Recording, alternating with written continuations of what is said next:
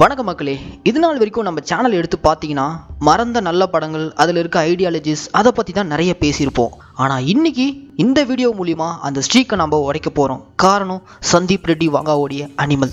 இந்த மாதிரி படத்தை ஒரு மட்டமான கேவலமான மிசோஜினிஸ்டிக் மைண்ட் செட் கொண்டவங்களால மட்டும்தான் இப்படி ஒரு படத்தை எடுக்க முடியும். நான் ஏன் இப்படி சொல்லியிருக்கேன்னு இந்த வீடியோ முடியும் போது உங்களுக்கே புரிய வரும். இது முழுக்க முழுக்க ஆண்களுக்காகவே எடுக்கப்பட்ட ஒரு தற்குறித்தனமான சித்தாந்தம் கொண்ட படம் தான் இந்த அனிமல். பொதுவாகவே நம்ம ஊரில் ரிலீஸ் ஆகிற கமர்ஷியல் படங்களில் பெண்களை காட்சிப்படுத்துகிற விதம் இருக்குது பார்த்தீங்களா, அது ரொம்பவே ஒஸ்ட்டாக இருக்கும். 4 பாட்டுக்கு மட்டும் வந்து ஆடிட்டு போகிற மாதிரியும், அப்படி இல்லைனா ஹீரோ டவுனில் இருக்கும்போது மோட்டிவேட் பண்ணுற மாதிரியும், அப்படியும் இல்லைனா கண்ணுக்கு கவர்ச்சியாக இருக்கட்டுமேனு சொல்லிட்டு ஹீரோயின் கேரக்டர்லேயே தேவைப்படாத இடத்துலையும் ஹீரோனை வச்சுருப்பாங்க. இது எல்லாமே பெண்களை ஆப்ஜெக்டிஃபை பண்ற விதம் தான். அந்த அளவுக்கு ஒரு மேல் சாவனிஸ்டிக் மைண்ட் செட்ல தான் படங்களே எடுத்திருப்பாங்க. ஆனா சமீப காலமா இது எல்லாமே கொஞ்சம் கொஞ்சமா குறைஞ்சிக்கிட்டு மாறிட்டும் வருது. இந்த சமயத்துல இந்த சந்தீப் ரெட்டி வாங்க அனிமல்ன்ற ஒரு ஷிட்டை கொண்டு வந்து இங்க ரிலீஸ் பண்ணி விட்டுருக்காரு. இந்த படத்துல வர எல்லா பெண்களையுமே ஒரு டம்மா, அவங்களுக்கு சுயமா சிந்திக்கிற திறன் இல்லாம வெறும் ஆண்களை மட்டுமே நம்பி இருக்கிற மாதிரி தான் மொத்த படத்துல வர பெண்கள் கேரக்டரே வடிவமைச்சிருப்பான். இது எவ்வளோ பெரிய அயோக்கியத்தனம் கேட்டா ஆல்பா மேல். இந்த ஆல்பா மேல் கான்செப்ட் நான் பின்னாடி வரேன். முதல்ல இந்த படத்துடைய கதையை பார்ப்போம். ஒரே வரியில சொல்லணும்னா, பணக்குழுப்பு எடுத்த ரன்விஜய் என்னும் விலங்கு அப்பா பாசன்ற பேர்ல செய்யற தற்கூரித்தனமோ மலுமட்டத்தனம் தான் இந்த மொத்த கதையுமே. இந்த படம் எந்த அளவுக்கு பிற்போக்குத்தனமா இருக்குன்றத இந்த சீனை வச்சு பார்ப்போம். நம்ம ரன்விஜய் விலங்கு இருக்காப்புல, அவர் ஹைஸ்கூல் படிச்சுட்டு இருக்காரு. அவருடைய அக்கா காலேஜ் ஸ்டூடெண்ட். காலேஜ்ல சில பசங்க அக்காவை தொட்டு ரேகிங் பண்ணிட்டாங்க. அக்கா அழுதுன்னு உட்காந்துக்கிறாங்க. இதை பார்த்ததும் நம்ம அனிமல் குட்டி குழந்தைக்கு நரம்பு படைக்க கையில AK-47 காலேஜுக்குள்ள என்ட்ரி கொடுத்து மிரட்டுறான். ஏண்டா டே, இன்னுமாடா இந்த சீன்லாம் எடுத்துனுக்கிறீங்க? இதெல்லாம் இன்னுமா நம்பு போகாம இருக்குது? இல்ல நான் கேட்கறேன், அந்த அக்காவுக்கு காமன் சென்ஸ், இந்த சுயமா சிந்திக்கிற திறன் இதெல்லாம் இருந்துடவே கூடாது. அவங்களும் மனுஷி தானே, அவங்களுக்கு தானே தற்காத்துக்கு தெரியாதா? சரி ஓகே, முடியல, கூட ஃப்ரெண்ட்ஸ்ன்றவங்களே யாரும் இருக்க மாட்டாங்களா? சரி ஃப்ரெண்ட்ஸும் இல்லப்பா, காலேஜ் மேனேஜ்மெண்ட் அதெல்லாம் கிடையாது, டைரக்டா அனிமல் வந்து ஃபயர் ஓடணும். இன்னும் எத்தனை நாளைக்கு தான் மாஸ் சீன்ன்ற பேர்ல மலுமட்டத்தனமாவே எடுத்துன்னு இருப்பீங்க? இந்த சீன்லேயே ஹீரோடைய அக்கான்ற அந்த பெண் கதாபாத்திரத்தை எவ்வளோ டம்மி ஆக்க முடியுமோ அவ்வளோ டம்மி ஆக்கியாச்சு. இதெல்லாம் தாண்டி அவங்களுக்கு லைஃப் பார்ட்னரை கூட ஒழுங்கா தேர்ந்தெடுக்க தெரியாம ஒரு சைக்கு ஆம்பளை புழு ஃபயரை கல்யாணம் பண்ணிப்பாங்க. இவ தம்பி மேல இருக்கிற கோவத்தெல்லாம் மொத்தமா தன்னுடைய பொண்டாட்டி மேல காமிச்சிருப்பான். அடிச்சு டார்ச்சர் பண்றது, சிகரெட் தூக்கி போடுறது, இப்படி எல்லாம் இந்த புருஷங்காரன் அனிமல் அக்காவை டார்ச்சர் பண்ணாலும் அவனை விட்டு போகாம கூடியே இருக்கணும். என்னடே யாரா நீங்களாம்? இப்படி அக்கா வாழ்க்கை சீரழிஞ்சுன்னு இருக்கிறத பார்த்துட்டு நம்ம ஆல்பா அனிமல் இருக்காருல்ல, அவன் உள்ள வந்து அந்த சைக்கோ மாமனை கழுத்து நெரிச்சே கொன்னு 2வது டைம் அக்கா லைஃபை காப்பாத்திட்டு, இந்த பாரு உனக்கு லைஃப் பார்ட்னரே ஒழுங்கா தேர்ந்தெடுக்க தெரியல, நானே உனக்கு ஒரு நல்ல பையனா பார்த்து கல்யாணம் பண்ணி வைக்கிறேன்னு சொல்லிட்டு போவான். விளங்குண்டா. இவ்வளவு நேரம் அனிமல் அக்கான்ற அந்த பெண் கேரக்டர் எந்த அளவுக்கு இவனுங்க டம்மி ஆகினாங்கன்னு பார்த்தோம்ல. இதுக்கப்புறம் ஹீரோயினோட கேரக்டர் பார்ப்போம். இந்த சீன்ல நம்ம அனிமல் சார் ஃப்ரெண்டு வீட்டு ஃபங்க்ஷனுக்கு போயிருப்பாரு.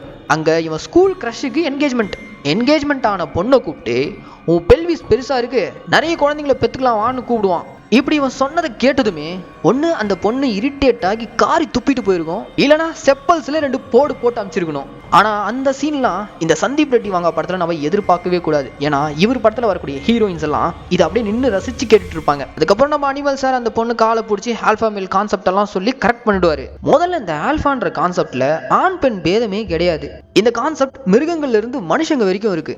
ஆல்பாவா இருக்கணும்னா சில தகுதிகள்லாம் இருக்கணும். Discipline, strength, courage, commitment, mastering, இந்த மாதிரி கேரக்டரிஸ்டிக்ஸ் எல்லாம் இருந்தா மட்டும்தான் ஆல்பாவா ஆக முடியும். ஆனா இந்த படத்துல வர நம்ம ரன்விஜய் என்னும் அனிமல் சார் இருக்கார்ல, அவருக்கு நான் மேல சொன்ன எந்த ஒரு கேரக்டரிஸ்டிக்ஸுமே இருக்காது. அதை தாண்டி மலுமட்டத்தனம், முட்டாள்தனம், மேல் சாவனிஸ்டிக் தனம் மட்டும்தான் இருக்கும். இப்படிப்பட்டவன தான் இவனுங்க படம் ஃபுல்லாவே ஆல்பா மேல்னு சொல்லி சுத்தினுறானுங்க.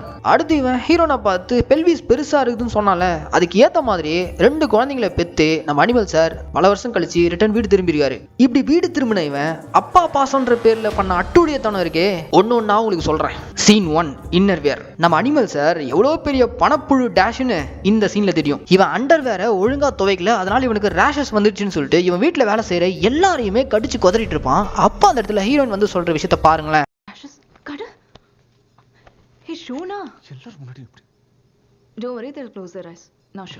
இந்த அனிமல் கூட சேர்ந்ததாலே என்னவோ நம்ம ஹீரோயினும் மூளையை கழட்டி வச்சிச்சு போல. பிரைவேட் பார்ட்டை செக் பண்ணிக்கிறேன்னா பர்சனலா போய் பண்ணுங்கடா. உன் வீட்டுல உனக்கு சர்வெண்டா இருக்கிறவங்களுக்கு தன்மானம், சுயமரியாதை அதெல்லாம் இருந்துடக்கூடாது. அவனை நீ மனுஷனாவே மதிக்க மாட்டேன். இதுல ஆல்பா மேல் கூந்தல்னு சொல்லிக்க வேண்டியது. சரி, இப்ப சீன் 2, பீரியட்ஸ். மாசத்துல 4 தடவை பேட சேஞ்ச் பண்ணிட்டு இந்த அளவுக்கு இருக்க நீ, ஒவ்வொரு நாளும் நான் 50 வாட்டி பேட் சேஞ்ச் பண்ணிக்கிட்டு இருக்கேன். கூட எதை கம்பேர் பண்றான் பாருங்க. ஏண்டா ஆல்பா அனிமலே, நீ சூக்கோல்ப் எடுத்து போய் சூளை சுடுவாயின்னு வந்துட்டு இப்போ யூரின் பேடை கட்டின்னு சுத்தினா பாவம் அந்த புள்ள என்னடா பண்ணும்? சீன் 3 ஹார்ட் ஆபரேஷனுக்கு பிறகு ஒருத்தன் ஹார்ட் ஆபரேஷன் பண்ணிட்டு வீடு திரும்பி இருந்தானா மாத்திரை மருந்து ஆப்பிள் ஆரஞ்சு ஜூஸ் எல்லாம் குடிச்சு உடம்பு தேத்தணும். ஆனா நம்ம ஆல்பா அனிமல் அம்மனமா வீட்டுல வளம் வருவாரு. கேட்டா ரீபான் செலிப்ரேஷனா. உங்க செலிப்ரேஷன்ல தீய வைக்க பாவம் இப்படி ஒரு தற்கூரி புள்ளைய பெத்துவிட்டு இவங்க அப்பம் படுற பாடு இருக்கே.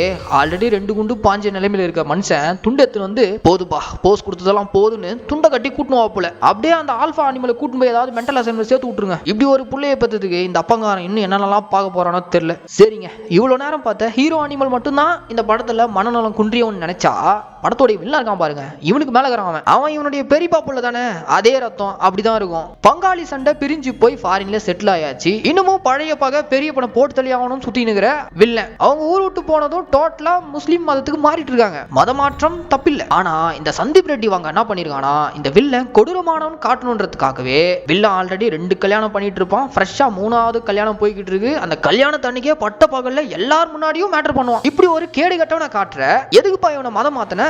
ஹரே சந்தீப் ரெட்டி வங்கா, உன் மொத்த வன்மத்தையும் இதுல கொட்டிட்டல. இந்த வில்லனுடைய மனைவிகள் பேசிக்கிட்ட கேளுங்களேன். மனைவி நாடானா அவன் கிட்ட காசுக்காகவும் சொகத்துக்காகவும் கல்யாணம் பண்ணிக்கிட்டான். 2வது மனைவியை கேட்டா அவன் பேச மாட்டான், ஊமை, நாம நிம்மதியா இருக்கலாம்ன்றான். ஏண்டா உங்க படத்துல ஒரு பொண்ணு கூட ப்ராக்ரெசிவ் மைண்ட் செட் கொண்ட பொண்ணா காட்டவே மாட்டீங்களா? மக்களை போது நிறுத்திக்கலாம். எனக்கு இதுக்கு மேல இந்த படத்துல சொல்றதுக்கு ஒண்ணுமே இல்லை. ஆனா நான் இவ்வளவு நேரம் சொன்னது எல்லாமே வெறும் 10% தான். படம் பூராவே வெறும் டாக்ஸிக் தான். இது ஒரு விசச்செடி, இதை முளையிலே கிள்ளி எரிஞ்சிருக்கணும். ஆனா இப்ப அது நல்லா மரமா வளர்ந்து இந்தியா பூரா 900 கோடி கிட்ட வசூலிச்சு நெட்ஃபிளிக்ஸ்ல நம்பர் 1 வியூவர்ஷிப் எல்லாம் வாங்கியிருக்கான். மக்களோட மனநிலை நினைச்சதாங்க எனக்கு கொஞ்சம் கிரிக்கல் ஆகுது. இந்த படத்துக்கு பெஸ்ட் டைட்டில் அவார்டு கொடுக்கலாம். ஏன்னா அனிமல்ன்ற அந்த டைட்டில் தவிர்த்து வேற எந்த டைட்டிலுமே இந்த படத்துக்கு பொருந்தாது. நான் ஹானஸ்டா ஒன்னு சொல்லணும்னா படத்தோட ஹீரோ கேரக்டர் நடிச்ச நம்ம ரன்பீர் கபூர் அந்த கொடுத்த கேரக்டரை ஜஸ்டிஃபை பண்ணிட்டாரு. படத்தோட மொத்த டெக்னிக்கல் குரூவும் பயங்கரமா உழைச்சிருக்காங்க.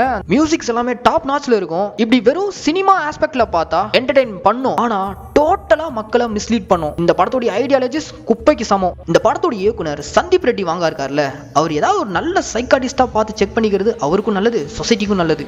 And if you can't slap, if you can't touch your woman wherever you want, and if you can't slap, you can't kiss, you can't use cuss words, I don't see emotion.